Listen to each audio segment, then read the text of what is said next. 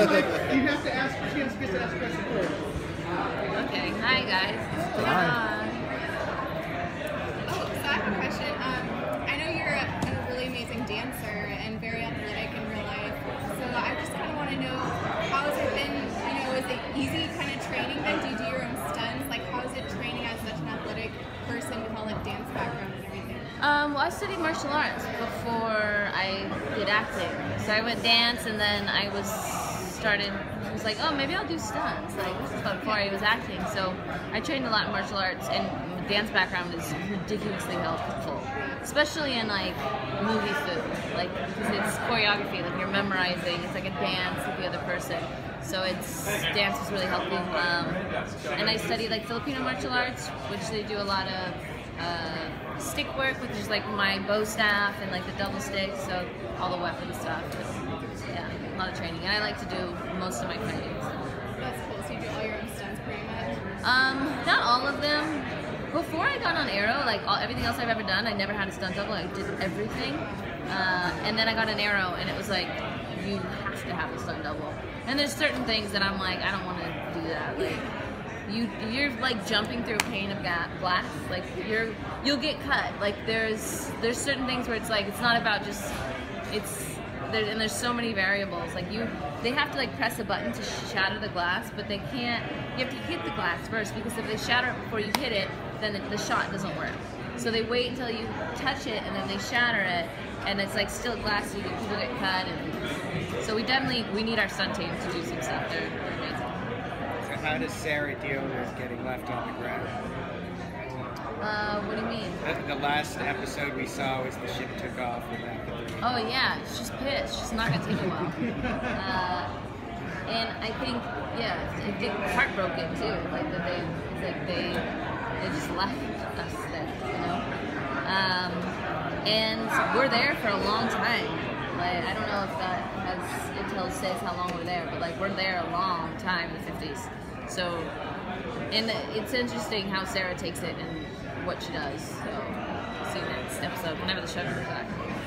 Before Sarah died the first time, she was really fitting in really well with Team Arrow, and now you have this whole other team. How do you as an actress think of how you integrate your character on both teams? Like, what's the difference between those two teams? I think Sarah's always kind of like a lone wolf. Even like when she was with the team, it was, I think, hard for her sometimes with Team Arrow, because it was like she's not somebody that's like where she doesn't like not being in charge. Not that she wants to be the leader, but like just people telling her what to do is like a no-go. And even now, I think with Rip, she has a hard time, like if him being like, go do this, like, and like team, and everyone's calling him captain, and she's like no, like. They'll write it in. I'm like, I'm not calling him captain. Like, and things like I've changed dialogue too, where like he would be like, so I need to know like that you're part of the team now. Like, are you here? And instead of her being like, yeah, she's like, maybe, you know. I think that's a big part of Sarah, is like she doesn't kind of, I don't know. Except for like Ra's al Ghul, that's the only one that she's ever been like, okay, this is like the teacher. What do you think about them? Because you're helping each other still with your blood. Yeah, we see some of that for the next episode, which is nice. And I really hope that we get to explore it even more. And I hope their relationship, I think they're so different. Like the characters are so different. But I hope that we can find a way to like really get that kind of same bromance that Heatwave and Captain Cold have. I want like Sarah and Kendra to get that kind of deep friendship. So, but that's like got to be earned. So we'll see. I find it really interesting that, you know, most traveling cruise shows have the rogue that finds a love interest at every stop, and I find it very interesting that Sarah's in that position, and also because of my sexuality, it could be anybody basically. So can you talk a little bit about how different that is in a position, especially for Yeah, I think this season has always never really been about love for Sarah, you know, like finding love, and I hope we get to play with that more. But that was fun. It was cool to do the 1950s thing, and it was like the perfect time for it. I really like that episode just because of all the like social issues that it kind of touched upon with like the mixed marriage and like with Jackson the soda shop and like the jocks and like coming up to him because he's black, and Sarah being like bisexual and talking to the girl and like saying lesbian, and she's like, oh my god, and it's like it's not a bad word, like it's okay. And it's just interesting how it was like that.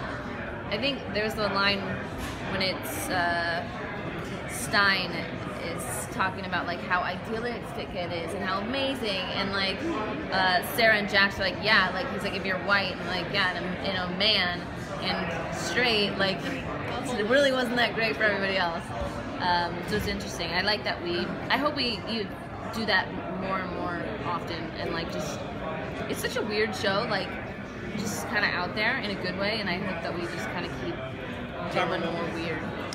For any time traveling show, I have to ask, what would be your favorite time period to go to, whether past or future? I'd like to go to the 20s. I think that would be pretty fun, the roaring 20s. Any reason? Just I don't know, I like the clothes, I like the, like everybody's like kind of, it seems very eclectic. I'd go to like Berlin in 1920s, like when it was real eclectic art scene, that would be cool. What advice could you give to college students who are about to enter the world of today, 16? College students? Yeah, who are about to graduate this year.